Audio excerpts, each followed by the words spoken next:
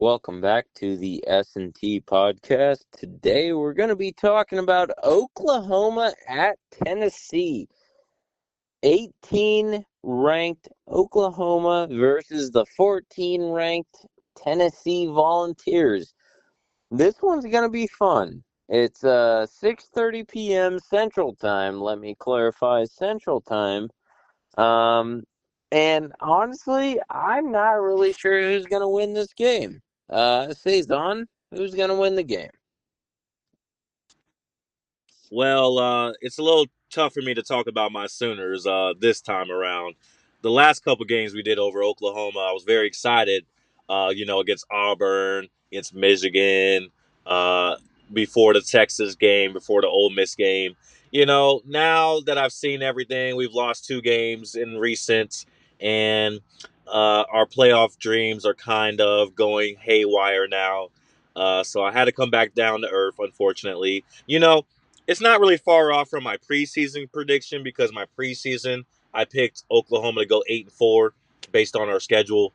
So I mean we're still on pace for that. So it's not like I picked us to make the playoff or anything. But as a fan, I got a little optimistic when we started off the season really well, and then now that the Texas loss and the Ole Miss loss have happened, not as optimistic. So going into Rocky Top down there in Knoxville, Tennessee, taking on the Volunteers. Um, Literally like the hardest place to play in college football. Like when you think of great environments in football, not just college but also professional, like you think of Tennessee. Like their stadium is like off the chain. Like their fans are just one of the craziest in the country. It's never an easy win to go down there and escape with a win. So um, I really want to pick Oklahoma again, but I think I've learned my lesson now against Texas and Ole Miss. Going to Tennessee, I don't think we're gonna come out with the win here, unfortunately. Tennessee, they're doing really well this year. Both teams are 6-2, but Tennessee's 6-2 looks a lot better right now. Uh, Overtime loss to Georgia, just barely, and then their second loss was a Alabama. A decently competitive game that they were competitive in. Oklahoma's losses are not as great. I mean, we were competitive against Ole Miss, but just the way we let that game get away from us at the end, it was a very sour taste. The way that game ended. So, um, I'm going to take the Volunteers in this one. It's going to be a great SEC game. Oklahoma obviously has a gauntlet. This is just like halfway through the gauntlet. They still have to play Bama. They still have to play Missouri. They still have to play LSU. So Oklahoma's just trying to survive at this point and still end up with a decent record. But Tennessee, on the other hand, I think Tennessee is still thinking playoff. I still think they can make the playoff, and the rest of their schedule is not as difficult as Oklahoma's. So if they win this game and then can win out, a 10-2 Tennessee team is definitely going to make the playoffs. So watch out for that. That's definitely what they have in mind.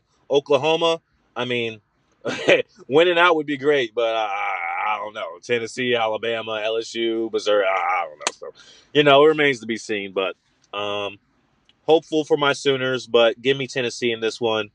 Favored by 3.5. I think it will be a close one. It'll probably be a shootout. I think it'll be a shootout, maybe like a 20, 30-point game, something like that, back and forth. But I think Tennessee will pull away in the end. So that's what I got for that right now. Anything from you about that, Tom? No, not at all. So the question of John Mateer. John Mateer started off the season looking like a Heisman Trophy candidate through the first 6 games of the season, and these last few games since he hurt his hand, he had to sit out for that one game. Came back against Texas, didn't look like himself. Has looked better against South Carolina, but then kind of came back down to earth against Ole Miss again. Um, I don't know about John Mateer, man. I mean, he's good. He's good. But is he great? Is he elite? That is the question. He does look elite at times. At times, he can run the ball really well. He's finding his receivers. He's throwing very good passes, very good touch passes, good accuracy. And then other times, um, he's throwing the ball in the dirt. He's not finding any room when he scrambles. He's getting sacked too many times. He's holding the ball too long. So it's kind of like a little back and forth with him. You get the good and the bad. And as you've seen in the losses we've had, the reason why we lost, in part, was because he didn't play well.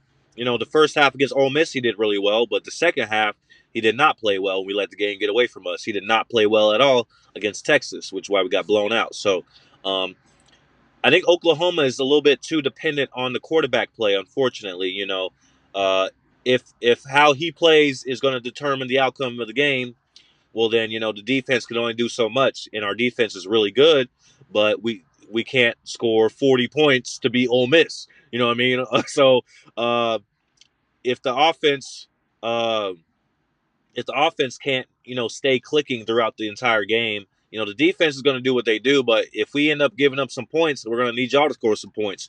And if you can only score 2 touchdowns, that's not going to be enough to beat the teams like Ole Miss and Tennessee and Georgia and Bama and them. So I think the offense is what's holding us back this season, just like the defense used to be.